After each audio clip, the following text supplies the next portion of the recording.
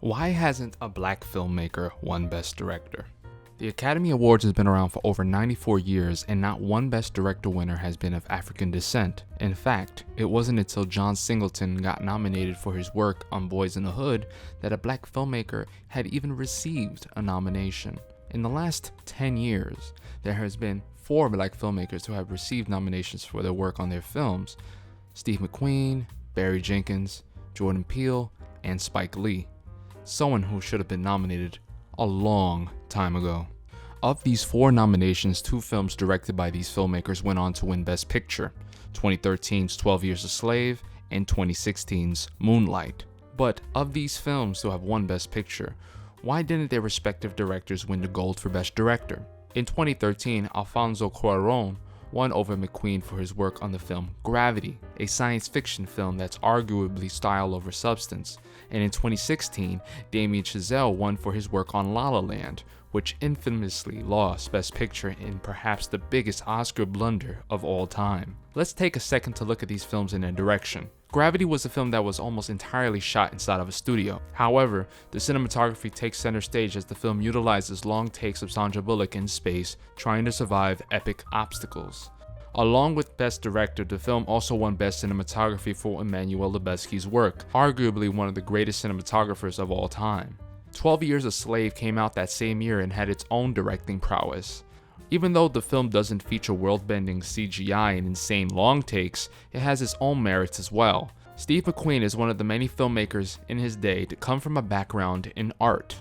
He started experimenting with film when he wanted to expand upon his artistic prowess, and this shows up in a lot of his earlier work. The performances are undoubtedly extravagant, with Chiwetel Ejiofor and Lupita Nyong'o both being nominated for Best Actor and winning Best Supporting Actress respectively.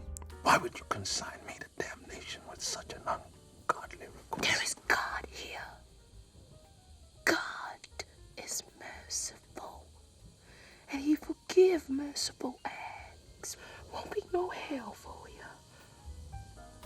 Bullock got nominated for Gravity but was never going to win, as even though her performance was solid, the film itself was just a showcase of both studio technology and direction. It was a very showy spectacle that I am sure the director's branch admired very much. After all, Cuarón did win, but should he have? Let's now look into the 2016 Best Director race. Jenkins and Chazelle were neck and neck throughout the entire awards season. Everyone had saw La La Land, but Moonlight was picking up steam. Chazelle had won the Critics' Choice and Golden Globe for Best Director, so it might have been a given that he would win. However, Moonlight was making strides as A24's Golden Film of the Year, and Jenkins was winning all the Critics Awards and had also won the Indie Spirit Award for Best Director. Moonlight had a historic editing nomination for Joy McMillan, the first and since only black woman to be nominated for editing. In my opinion, this race was one of the biggest in years, with many people on film Twitter and the media picking sides on which film was better, Moonlight or La La Land. In the end, La La Land won directing for Damien Chazelle, who became the youngest filmmaker to win the award. Moonlight won Best Picture in an unforgettable fashion. Now, why did La La Land win Best Director? Much like 2013's Gravity, the film was very showy, highlighting blocking, camera movements, and production design. Along with having 2 Hollywood A-listers side by side, the film also paid homage to the golden age of Hollywood. And let's face it, the Oscars absolutely love that stuff.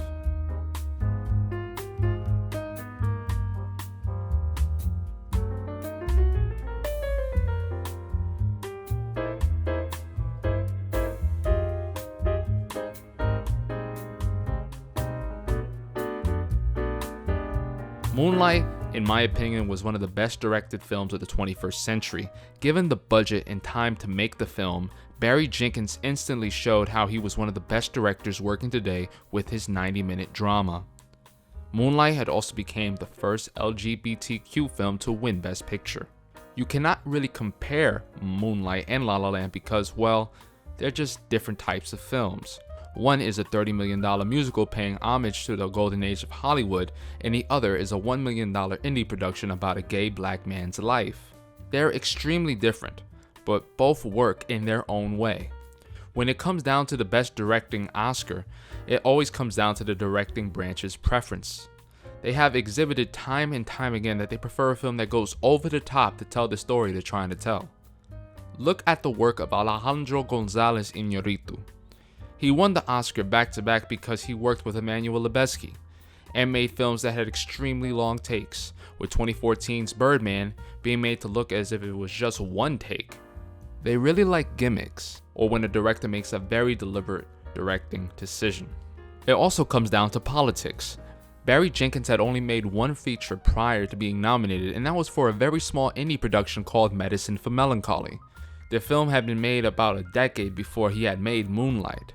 Damien Chazelle had already made Whiplash a couple years prior, a film that had won for its editing and was nominated for Best Picture already. He was already seen as this young wonderkind director. Last year, Chloe Zhao won the Oscar for Best Director for her work on the film Nomadland. Barring what I personally felt about the film didn't have any of these tropes that I previously discussed. The film looked like an indie film and reportedly had a skeleton crew. This had been unheard of and probably wouldn't have happened if the pandemic had never occurred. But it did happen. She became the third Asian filmmaker to win the award since 2011, with Bong Joon-ho winning for Parasite the year previously. Parasite was a film that was up against Sam Mendes' 1917, a film that shares the same gimmick as 2014's Birdman, looking like it was shot on one take. While that film did win Best Cinematography, it lost to Parasite for Best Picture and Best Director. In my opinion, this change showcased the growth in the Academy. Not giving it to Mendes showed that the Oscars may have been moving on from the idea that a Best Director has to have an over-the-top trope. I wouldn't be surprised if this type of one-take style of filmmaking takes a hiatus. 1917 lost to a film with great directing, acting, and editing, a more complete picture, with something to say that resonated with a 2019 audience, more than a World War I film could. Jordan Peele was nominated in 2017 for Get Out, a film that had made money and had made a cultural impact. However, he was up against Guillermo del Toro, a director who has been a darling to Hollywood for a very, very long time. Del Toro was the third Mexican filmmaker to win the award since 2012. Spike Lee was finally nominated in 2018 for his film BlacKkKlansman. However, even though the film was successful, the film lost Best Director to Roma by Alfonso Cuarón, who picked up his second Best Director Oscar in 6 years. In the last 9 years, ironically, only one white filmmaker has won Best Director, with it going to a Mexican director 5 times and an Asian director 3 times. With a black person never having won, you have to wonder what would it take for a black director to get their due. Something tells me it's going to have to be a director who has made their stamp in the industry already and feature a filmmaking technique aliking to the Academy. Will a black director have to make a film featuring long take spectacles, or will they have the liberty to make a more subtle and controlled film? Jane Campion is the favorite to win Best Director at the Oscars this year for her work on The Power of the Dog. The film is a calm, controlled, and subtle film with gorgeous cinematography and tremendous acting. Campion was the second female filmmaker ever to be nominated for Best Director for her work in The Piano in the 90s. If she does win the award, I am of the opinion that the Academy is changing its idea of what makes a Best Director a Best Director. However, I also think that it's quite shameful how many black filmmakers have been penalized for showcasing black stories and getting little to no recognition. Look at all the films of the hood classics era of the 90s, such as Juice and Menace to Society. Hell, go back to the 80s and let Spike Lee win Best Director for Do the Right Thing. It's gonna be about jungle music. Why ain't it gonna be about Africa? It's about them fucking bitches. It's about turning that shit off and get the fuck out of my place. Ready or ready? Fuck you and fuck you too. It's ridiculous, and I hope that the Academy awards a film to a black filmmaker sometime in the next decade. We can't go another decade without black representation behind, and I repeat, behind the camera. Thank you guys so much for watching. Make sure to like and subscribe for future content. My name is Lance, and I'll see you later.